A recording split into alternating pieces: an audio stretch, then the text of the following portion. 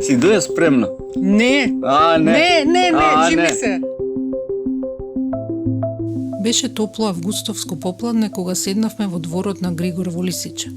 Се сретнавме за да ги видам неговите нови изработки, прекрасни парчиња накит направени од дрво, сушена мандарина или авокадо, со облици кои како да содржат тајни кодови. Понекогаш ги купувам за подарок, ама после се премислувам, некако не ми се даваат. Григор извади кафе, некој вид што првпат го видов, инфузирано со црвено вино. Го направи како турско и од кога го испи, махинално ја сврте својата шолја. Го фатив на неспремно. Веднаш го пуштив мобилниот да снима, подсетувајќи се на претходни муабети дека гледа на кафе. Символиката беше уште појака со оглед на тоа дека во виното е нели вистината, а мојата шолја се покажа баш добра.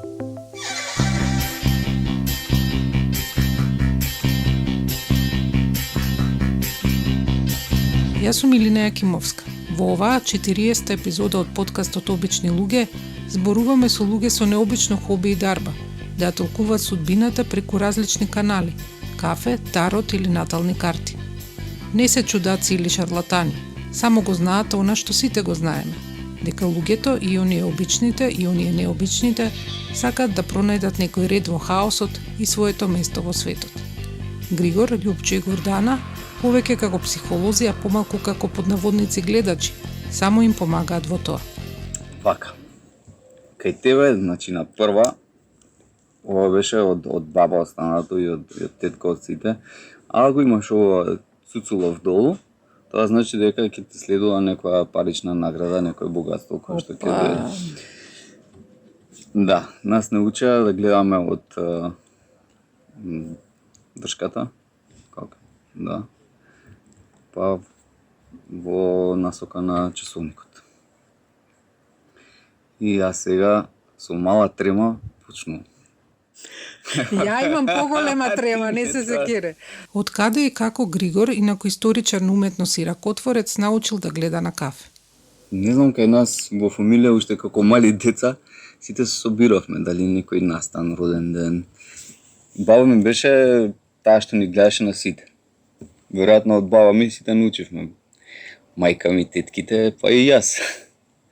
Така додав до допир со читање во шолја со кафе. Григор раскажа и анегдота во која предвидувањата на баба му се покажале како точни, што ми дава за право дека ќе се исполни и мојата. Се сеќавам дека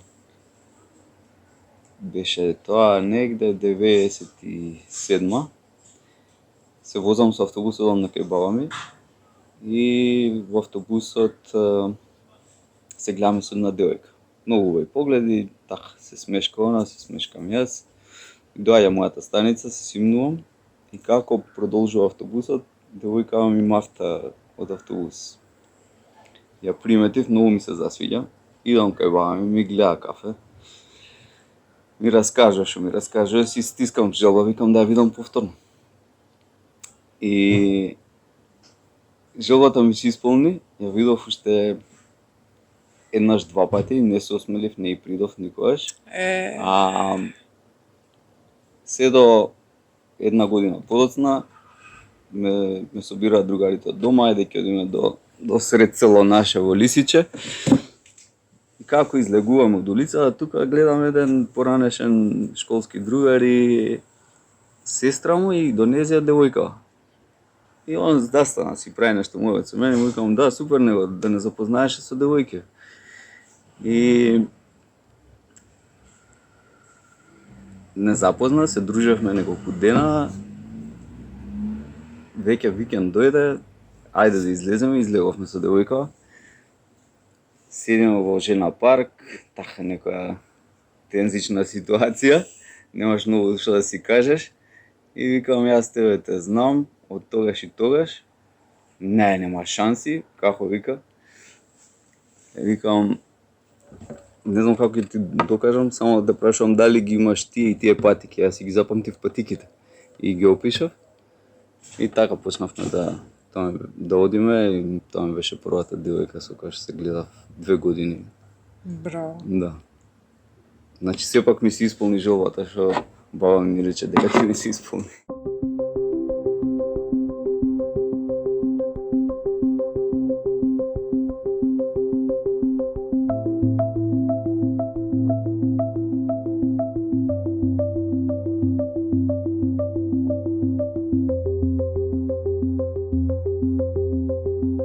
Првата карта ни носи значење за тоа како ти го гледаш твоето семејство, што очекуваш од него, на што се надеваш. Едноставно, твоите гледишта за твоето семејство во момент. Втората карта ќе биде па обратното, што сметаш дека твоето семејство очекува од тебе, како те гледа во улога, дали на жена, на мајка, на пријателка, другарка. И третата карта ќе ја толкуваме во смисла како мост меѓу овие две, односно што можеш ти да правиш за да се подобруваат односите во семејството, што би можело семејството да прави, односно што можеш да очекуваш од нив да прават, така да одиме со ред. Ова е Љупчо Нечовски, по професија преведувач, по хоби пеач, евровизиски фан и како што самиот се нарекува картоман. Зборот гледач за него е навредлив, бидејќи отворањето карти според него е повеќе канал за помогната интроспекција отколку гледање во иднина. Од тројцата соговорници во оваа епизода, неговиот однос кон сеансите е најпрофесионален. Оние на кои што им отвара карти ги нарекува клиенти, а има и посебна Инстаграм страница _инстарот_. Со тарот почнав да се занимавам уште при крај на средна школа, така на некои мои 17-18 години. Би рекол, уште и пред тоа, уште од мали нозе, као многу мало дете, многу ме интересира, да речам, окултни работи. Знаете, кога родител ќе се сретнете со некој концепт и родителот ќе ви рече не, тоа е страшно, тоа е, не знам, магично, лошо, вака, онака. И сега нормална реакција на детето е нели да се држи на страна тоа, ама кај мене, например, беше ефектот обратен. Океј, што ме толку се трга на страна, е забрането, не знам. Сакам да го видам, сакам да го искусам и да видам дали ми годи на мене или не.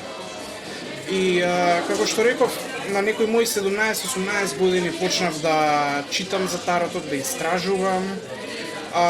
Некое време подоцна, кога почнав факултет, пријателите, колегите од факултет ми го подарија првиот шпил со кој што имам работено. И нормално, како и секој шпил си дојде со книга, со инструкции, од таму ги учев правилата, каков систем е, како функционира, колку имам јас слобода на интерпретација во тоа и полека почнував да ги совладувам, бидејќи на почеток може да дојде многу, еве сега ќе зборувам баш за општиот концепт за тарот. Таротот е систем од 78 карти, поделени во две групи. Сега не знам на македонски како би се превел тој збор точно, на англиски се викаат Major and Minor Arcana. Major Arcana содржи 22 карти кои денотираат, посочуваат на некои многу општи концепти од светот па и од универзумот, да речеме. Додека Minor Arcana многу личат на стандардните карти за играње, поделени се во 4 бои или куќи, може како сакаме да ги наречеме. И се нумерирани во секоја куќа од 1 до 10 и има 4 ликови: паж, витез, кралица и крал. И нивните значења се повеќе поврзани со некои многу земски, многу секојдневни работи, што може да ни се случат или ги доживуваме. На некој начин, горе-долу, тоа е функционирањето. Затоа го сакам таротот, бидејќи таротот е систем на кој што така малку грубо да се изразам, баш му е гајле дали сте објективни или не, туку тие се сликите, тие се значењата и вие ги интерпретирате. Сега, мене, бидејќи спомнавте да речеме гледање на блиски луѓе, отварање тарот за блиски луѓе, многу ретко се случува да ги одбијам, чисто заради тоа што не ми се предизвик.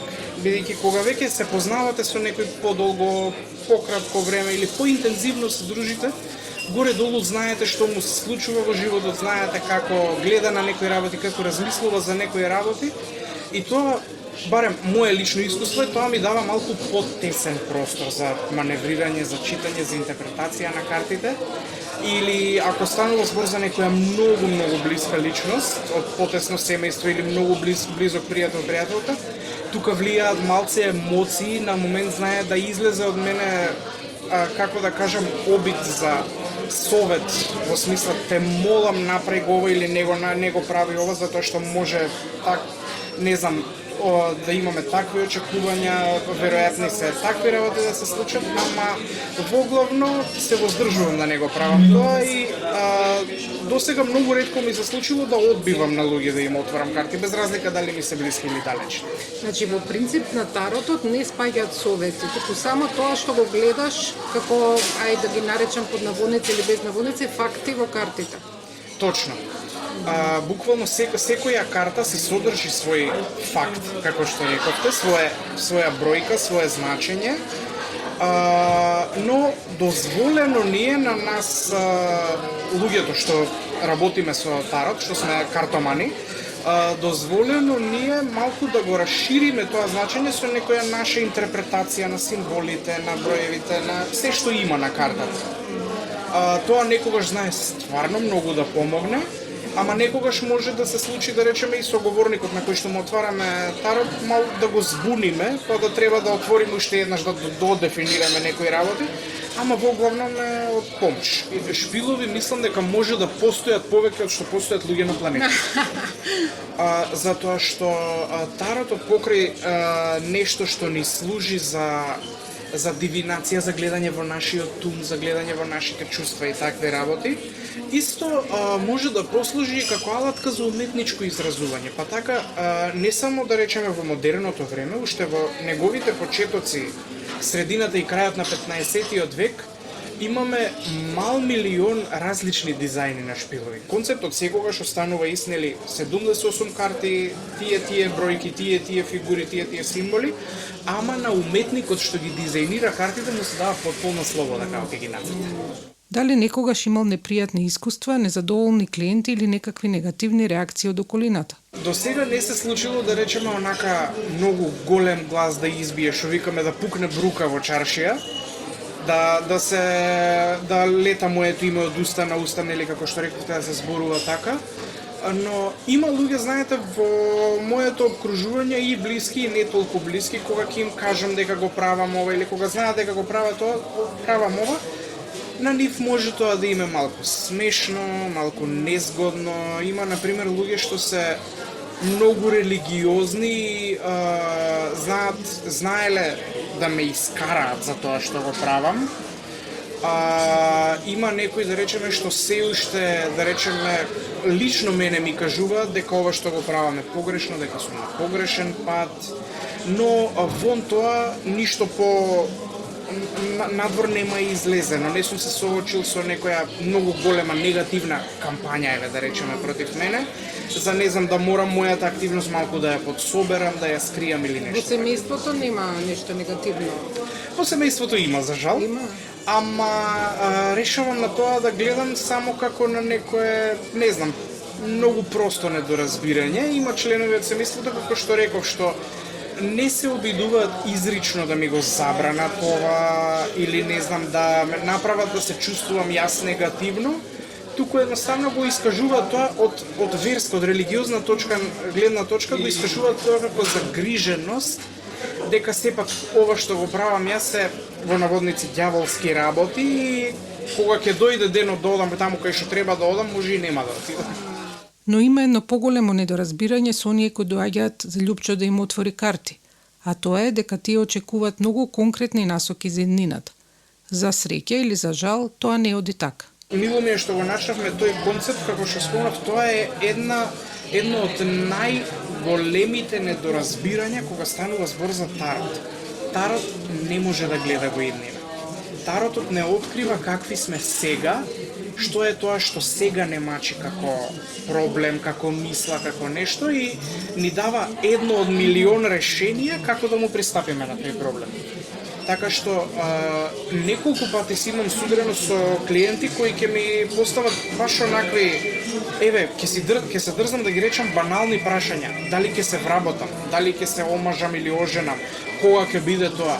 И последниве години кога ќе им кажам, луѓе се извинувам, ама не можеме да го видиме тоа, таротот не предвидува иднина, знаат да се налутат, знаат онака да си станат, да си отидат. Некој да речеме ќе рече добро, ајде што ме така, ајде да видиме нешто што е сега, ама буквално можам да кажам дека сум си го задал на себе тоа како мисија да го споделам тоа знаење со луѓето барем во нашето општество дека тарот не предвидува иднина. Постојат други форми на картоманија, има оракул карти, не знам вакви карти, онакви карти, за кои луѓето што работат со нив тврдат дека предвидуваат иднина, не знам, во тоа не се мешам, ама единствениот сигурен факт кој го знам и до кој цврсто се држаме дека таротот не предвидува иднина. Демографијата на клиентелата на Лјупчо е главно жени, некаде помеѓу 20 и 25-6 години, на малолетни не ни прифаќа да гледа, и од најразлична етничка припадност. Но на сите нив тој им пристапува со подеднаква сериозност, раководен од етички кодекс кој е објавен и на неговиот Инстаграм профил. Етичкиот кодекс, како го имам систематизирано за себе, значи ова е за тоа како јас пристапувам на клиенти, како отварам тарот. Има, како да кажам, 4 моменти во кои би одбил да отворам тарот. Еве, ќе ги набрам. Прво, доколку лицето на кое што треба да му отворам си има, ете така да речам, проблем со обсесивни мисли. Бидејќи има луѓе со такви карактери сме, кај што, да речеме, кога ќе видиме, дознаеме, прочитаме, осетиме, искусиме нешто, умот ни е фокусиран само на тоа, се случува да баталиме други полиња во животот и толку сме обседнати со нештото што е веќе влегува во некои рамки на нездраво. И затоа пробувам да насетам, ако клиентот е таков, да ја, како што рековте, малку да ја автоцензурирам сеансата, малку некои значења да ги приберам, да ги правам понеутрални. Ако ти е непознат човекот, како можеш тоа веднаш да го знаеш? Или сепак се распрашуваш за него? Не се распрашувам, но се обидувам да ги следам реакциите додека работиме. Бидејќи има луѓе, да речеме, што не зборуваат толку многу со зборови, но зборуваат со своето тело, со своето лице. И со тек на еве овие години, 16-17 години како го работам ова, се учам да го читам лицето и говорот на телото на клиентот и да забележам кога нешто е неудобно. Вториот момент што го спомнав е не сакам да отварам тарот на луѓе на кои им е страф од него. Има луѓе што отворено ми кажале, дошле као ајде гледај ме овона, само мене ми е многу страф. Тука инстантно прекинувам, бидејќи ова не треба да биде фобија или траума за било кого. Или, не знам, од значењето на картите, тој одреден човек да се извлекува некои свои фобии и трауми. Третата причина поради која што не би отворил тарот е религиозност. Едноставно, сметам дека човек кој веќе е религиозен, следи вера, религија или нешто, сите одговори за својот живот и за работите што веќе го мачат, веќе ги има таму и треба таму да се ги бави. Сметам дури дека таквиот однос као еве јас сум, не знам, христијанин, муслиман, ред други работи, ама ќе ти дозволам ти да ми отвориш, што го доживувам дури малку арогантно, во смисла као еве ќе ти дозволам да ми отвориш за да докажам дека ова тука не чини, не работи, не функционира, не е добро. И четвртиот принцип поради кој би отворил карти, не отварам карти на луѓе кои што побарале да им се отвори тарот затоа што немаат попаметна работа во моментот. Ова е сепак, може некој го доживува како забава, некој како сериозно, ама на крај крајва и моето време е драгоцено и немам намера да го трошам на луѓе на кои што тоа што ќе го отвориме и тоа што ќе го видиме нема да им значи ништо.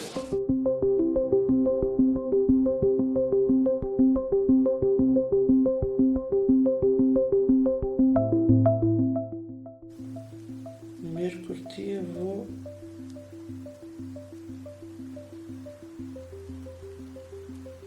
Девица. Што значи тоа? Меркур се пари. А девица што? А Девица е земјен знак. Да беше во воздушен знак, тоа значи дека ќе имаш многу пари. Во земја, приземно. Приземно. Значи не премногу, ама не малце. За еден земјен живот ќе имаш. Ова е мојата најдобра другарка Гордана, која ја запознавте во претходна епизода за нашата генерација 1971. Дојде ред со неа да зборуваме и за нешто што не може да се каже дека е незино хоби, туку повеќе дарба, за која сум сведочила во безброј прилики. Само што тоа секогаш се однесувало на други луѓе, а сега првпат направивме преседан со гледање во моја карта. Како и претходните соговорници, и таа има некакво наследство за оваа работа. Јас имам во фамилија една гатачка и една исцелителка. Баба ми е од страна на мајка ми, која што е босанка, живееше во Водина, мислам Срвенка. Она гледаше на кафе. И цело место оджаци доаѓа кај незе и носеа кафе, она вареше кафе и им гледаше. Таа дарба ја стекнала додека беше во логор во Германија. Дали од сите тие животот, она беше во Треблинка. Односно не во Треблинка, туку тоа е работен камп во склоп на Треблинка, ама работен камп за Словени. Она е од Босна, нели е Словене и не е евреин, не е од тие кои што мора да бидат однесени во гасна комора, а бидејќи била со плави очи и однесена во работен камп. И таму од сите тие премрежија што ги доживеела, она почнала едноставно и се јавило тоа да гледа на кафе. И она гледаше. А од другата страна, па на баба ми, на татко ми страна, баба ми имаше мајас, псоријаза. И она, каже го, дебаеше од тоа. И рече дека после низината смрт ќе ја префрли дарбата на некој од внуките. Демек жена треба да биде. Маш, викам, зошто баба маш, имаш и внуци. Не го бидува, вика, со псоријаза да биде. И јас имам псоријаза сега. Што значи дека на мене ми ја префрлила дарба. Еднаш на зафрканција со Горда направивме сеанса гледање на ливчиња чај во кафич кој сега е затворен винил. Поентата беше повеќе да се промовира пиењето чај, а не гледањето, ама испадна обратно. Се создаде толкава гужва што моравме да делиме ливчиња за тоа кој е наред. Почнаа да ја остават и пари. Сеансите ги организиравме 2 пати и потоа престанавме затоа што забележав дека тоа за неа е премногу заморно. Кога ќе видеше нешто лошо, одеше и до тоалет да се плисне со вода. Ја оптоварувале гледањето. Порано ме оптоваруваше, зашто, например, меѓу првите гледања, ајде да кажам, прво ми беше интересно. Гледаш нешто ово и ќе ти рече, и стварно, вистина, па после ќе дојдат на школа, па ќе рече, па знаеш дека ми се исполни тоа, што ми кажа? Ја видов смртта на еден комшија, кој што ми беше многу еден од помилените комшии, постар човек, нормално, татко на 2 мои другарки комшики. И го видов дека на 13 април ќе почине. И им кажав дека во брзо време татко им ќе почина. И буквално на 13 април дојдоа и двете, се симнаа долу и со плачење ми соопштија дека Ова не е на натална, туку општо на кафе. А дали натална се менува во текот на животот? Например, јас сум можела да идам лево или десно, сум тргнала десно и тоа ми влие сега врз новата натална карта.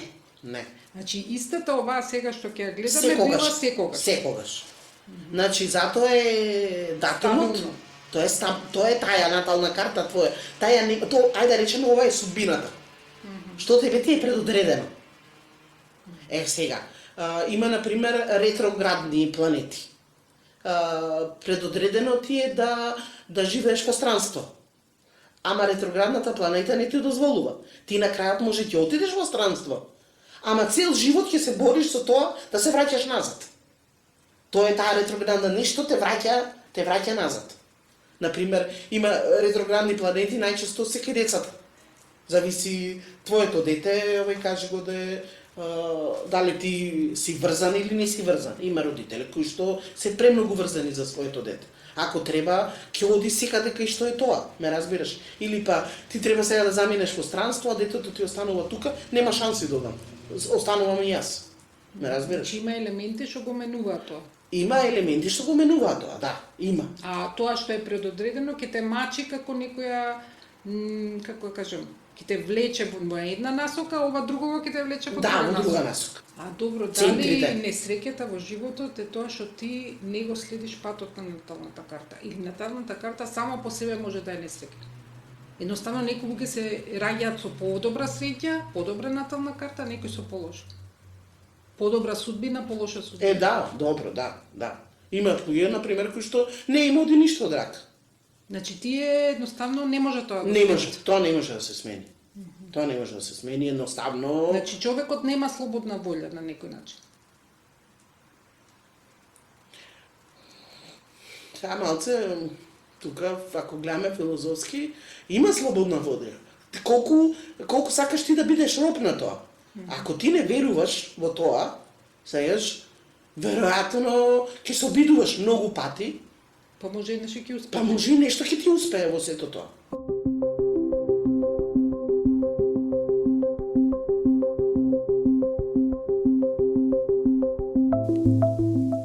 Григор во шолјата кафе ми виде чевли кои тргнуваат на пат, весело друштво и нешто на 4. Таротот исто така зборуваше за патувања, далечни, кои само чекаат да созреат околностите и да падне и по некоја паричка. Оние што ги предвидува наталната. Шолјата ја качев и на ChatGPT и ми ги даде истите толкувања. Сите 4 поднаводници канали се согласија дека и покрај предизвиците нештата се окей и ќе бидат. Бројот 4 дополнително се потврди бидејќи ова е 40-та епизода направена во весело друштво на луѓе кои преку гледањето подобро ги разбираат другите.